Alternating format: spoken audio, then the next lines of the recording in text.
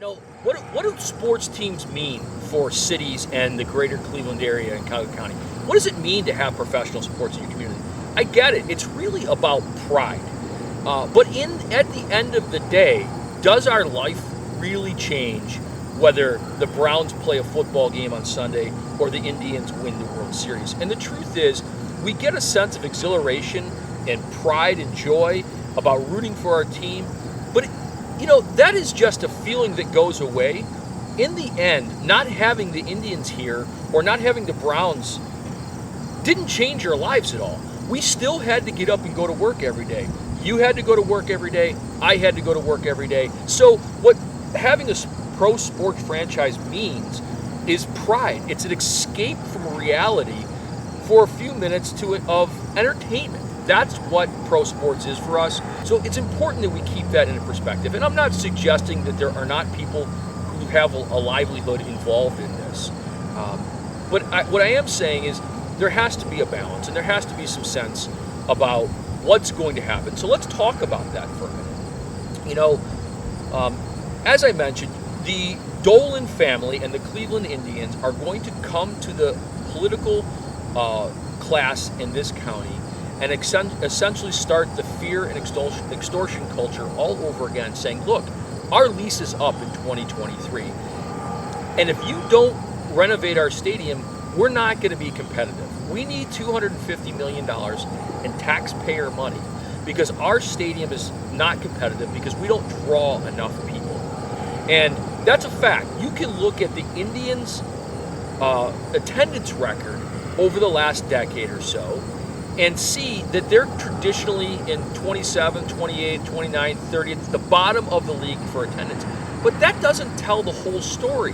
And that's what the fear and extortion culture of the media in this community and the elected officials in this community are going to use as the reason why we need to shell out more money for the stadium, or they're going to move to, say, Nashville. The reason is they're going to say, well, we don't draw enough revenue because we don't have enough people attend. But look, Dane Perry, in December of 2019, did an article for CBS Sports where he evaluated the small market excuse, and he took a look at the cities of Milwaukee and the cities of Cleveland and those pro sports franchises. And he looked at the argument about whether that's a valid excuse or not.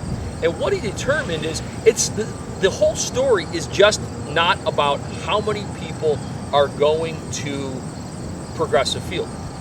The whole story is about how much revenue is coming in to the Dolan family.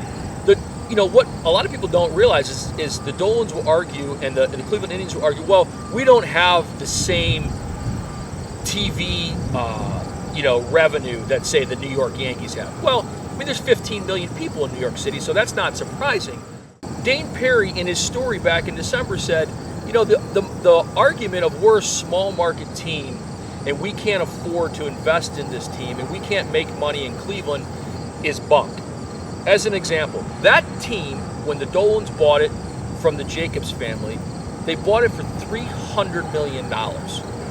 Today, 15 years later, 18 years later, the team is worth roughly $1.2 billion. The minority owner, the previous minority owner of the Indians, bought the Kansas City Royals, a perennial bottom feeder, for $1 billion. The Indians have the best winning record in baseball for the past decade. They've been to the World Series in the past 5 years, and they have a history of making the playoffs.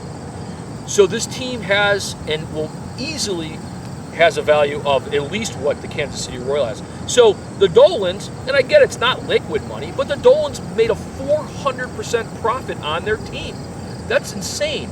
So to top that and to add to that, Dane Perry's analysis shows that the revenue coming into the Cleveland Indians is about 17th in the league.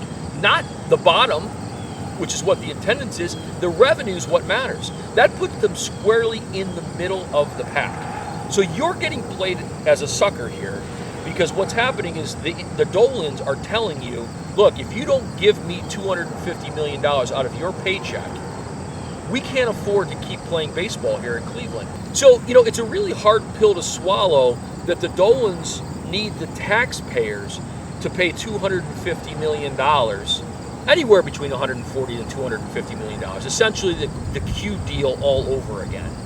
It's a very difficult pill for us to swallow that they don't have the money when their team has gone from a value of $300 million to over $1 billion to invest in the Cleveland market themselves, especially given Dane Perry's analysis that shows they're squarely in the middle of the pack, 17th according to Dane Perry in his 2019, December 2019 story. They're clearly in the middle of the pack as far as it goes to revenue. So it's a hard argument to believe they're not making money.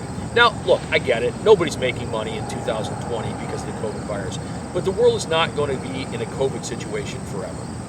So the second phase of that kind of fear extortion culture is going to come from your media class and your elected official class in this county. You're going to hear the argument, well, we own the stadium. We have to put the money into it.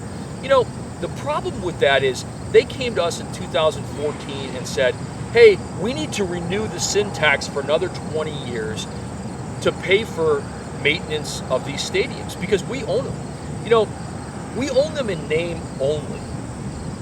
The reason that public municipalities started buying and creating these publicly owned facilities is because the billionaire owners figured out if the cities built them or the counties built them, they wouldn't have to pay taxes on the construction because they're municipally owned. And therefore, so instead of paying, whatever the sales tax or the tax rates on a $250 million or $500 million, or some of these new stadiums are going as much as $1 billion, instead of having to pay taxes on that, the city owns it, they're tax exempt. So again, that's another way of siphoning revenue off of the regular taxpayer to pay for our schools and our roads and failing infrastructure and our neighborhoods and putting it in the pockets of billionaires. That's what that is. It's a bait and switch. So yeah, we technically own it, but let me ask you, if we own Progressive Field, how much money do you think we're getting on an annual basis for rent? You know how much we get for Progressive Field? It's about $250,000. That's insane. If I owned a house and I was renting a property in my community, I could roughly get $1,000 of rent. That would be enough for me to pay my mortgage on that property, but also maintain it and probably put a little in my pocket. $250,000 isn't a pebble into the ocean for what it costs us as taxpayers to own that property. So it's in name only. But that's an excuse you're going to hear from our political class in this county about why we have to do that. So unfortunately, that doesn't hold any water either. And then you're going to hear about, we need the revenue. We had this sin tax that was put in place in 2014. It's going to last us 20 years to do. Do you know that money's gone? The money they promised us from the sin tax that we just passed a few years ago, and they promised us would last for 20 years, it's gone. It doesn't exist. The sin tax revenue is non-existent at this point, and that's why they're going to be coming to you, the taxpayer, and they're going to do it in a way that doesn't require you to get a vote or a say-so on whether or not we're going to spend this money. You, the taxpayer, are going to be on the hook, so it's up to us right now to say no and demand an end to this extortion culture of the major league franchises going to, in what amounts to the second poorest city in America, and saying you have to pay for billionaires to continue to make a profit in order to pay millionaires to entertain us.